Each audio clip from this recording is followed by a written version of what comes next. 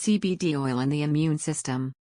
CBD has anti-inflammatory properties, which can reduce the immune system's inflammatory response. CBD can suppress T-cell production and function, ultimately suppressing the immune system's ability to remember foreign invaders. People also ask, is CBD oil an immunosuppressant?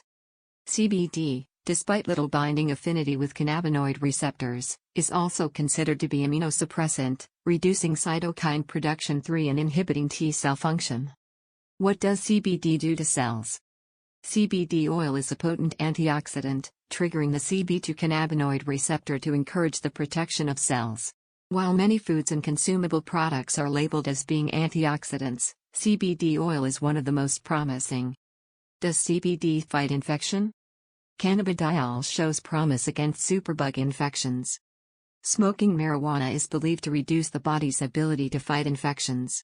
But cannabidiol, CBD, a compound extracted from cannabis, might work as a powerful antibiotic against certain drug-resistant bacteria, scientists in Australia have found. Feel free to visit our website at.